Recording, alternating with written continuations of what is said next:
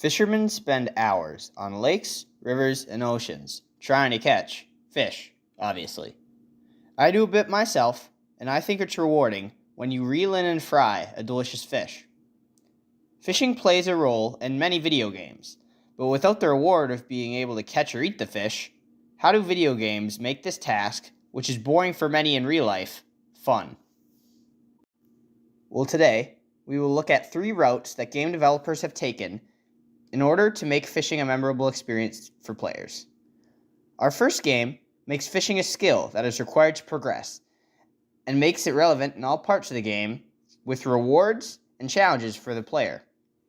The second game makes fishing optional, but adds rewards and items that can help the player if they want to take a cozy break from the action of the game with some fishing quests. The third game also makes fishing completely optional, but has fishing reinforce the idea that the game can be played however the player sees fit. Now, before we head into our first game, I'd like to politely ask you to consider subscribing. I've got big dreams for this channel, and I can promise you that I'll make you think in videos that I have planned about games, game design, and game analysis. You have the opportunity to become one of my first ever subscribers, and imagine being able to say that you were one of the first subscribers on this channel when I make it big. Our first game, Stardew Valley, makes fishing unavoidable for the player. Actually, it's a main skill you level up throughout the game. On the second day of your playthrough, you meet the fisherman NPC, Willie. He gives a fishing pole to the player, and when players first begin their playthrough, fishing is a great way to make money quickly while their early game crops are maturing. Also in the early game, you have to learn about fishing in different areas to complete the first main goal of the game, restoring the town's community center. Fishing isn't just for collecting early game money though. Later in the game, you can find many artifacts for the museum and other good loot inside treasure chests that are reeled up while fishing. Completing the museum is practically required to progress, as it unlocks the sewers and other miscellaneous rewards for the player. And in the Stardew Valley endgame, you need to catch all 72 fish to 100% the game, along with completing many fishing quests for the townfolk. Catching all these will take you all over the map, from the exotic deserts to the depths of the mines. Stardew Valley makes fishing a minigame, so you can't get too comfortable fishing because you constantly have to keep the fish hooked to reel it in. It's just enough of a challenge where it feels rewarding to reel in a fish and sometimes even some treasure. As you naturally level up your fishing skill, the minigame gets a bit easier, so it's cool to see your fishing skills progress throughout the game. Stardew Valley makes fishing fun because of how its benefits help the player in the early, middle, and late game. It's a fun minigame that serves as a challenge, but also a skill that naturally progresses over time. So what happens when a game makes fishing completely optional? Fishing in Terraria gives the player access to many useful potions, weapons, and materials. The crazy thing is, however, that many players forego fishing in their playthroughs. The reason why is why Terraria is such a great game. There are so many ways you can go about completing the game that fishing, despite its major usefulness, is optional. Someone playing one of the game's easier difficulties wouldn't need the buffs that fishing gives. However, playing on the harder difficulties is when the buffs fishing gives become more needed. Fishing in Terraria is often very monotonous compared to other parts of Terraria gameplay. Some players don't like this break in the action, but I think it is an excellent contrast to the intense and exciting combat and exploration gameplay of Terraria. Terraria, partially being a sandbox game, also allows for players to make awesome fishing-inspired builds to further fit the vibe of fishing being a cozy escape from the normal intensity of the game. Lastly, I would be remiss not to mention the infamous Angler NPC. Love him or hate him, he definitely adds depth to the game with his daily fishing quests. I think his existence in the game parallels why fishing is so good in Terraria.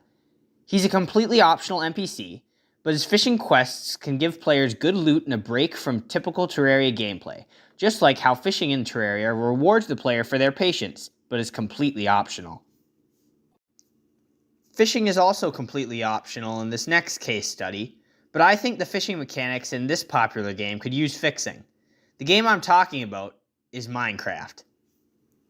In my eyes, Minecraft doesn't make fishing very fun or rewarding for the player. The main reasons why players fish in Minecraft are to get food, experience points, and enchanted bows or books. All three of these items can easily be obtained through easier means, which makes fishing in Minecraft relatively obsolete. But is this really a bad thing? Minecraft is about mining and crafting, not fishing.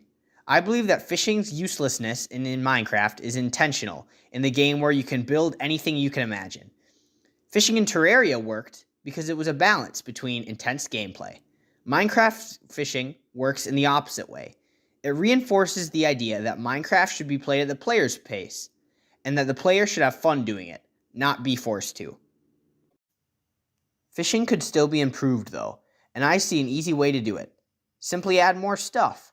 With the new Vibrant Visuals update, Minecraft has been looking fantastic, and adding unique blocks or materials to fishing's loot table would give players more of a reason to go fishing. Because of its unimportance to Minecraft's central gameplay, it could easily be a fair way to add more blocks to the palettes of builders. Also, with the expansion of new biomes and animals we've seen over the past years of Minecraft's development, it's a shame that anglers in Minecraft can only catch salmon, cod, and pufferfish. I mean, imagine catching a fish that could be brewed into a special potion, or piranhas nipping at you in jungle water. The possibilities for fishing in Minecraft are endless. Fishing complemented these three games in completely different ways, and when you look at them, you realize that fishing reflects what makes each of these games special. In Stardew, fishing is a skill you get better at as you play. Development in your fishing skill comes with development as you as a player, and progression reflecting how Stardew Valley as a game is all about growth, and of course making a little money on the side. In Terraria, fishing is a helping hand that aids the player with its buffs if it's needed, and reminds the player to slow down and enjoy the game with its many fishing quests. And the beauty of fishing in Minecraft is that it's currently obsolete. And because of its relative uselessness, it reminds the player that you can do whatever you want in the game, even something as unrewarding as fishing. I do think its uselessness is grand in a way, because it reminds us what's next for the game, what new feature is going to be added that is going to make this game great.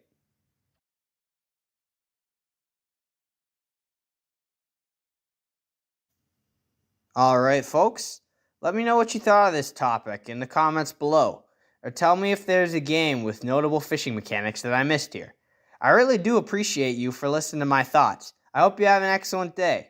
The next video will be about how Toby Fox made an epic introduction to the Roaring Knight in Deltarune Chapter 3. Look out for it, and I'll see you there. Have a good one.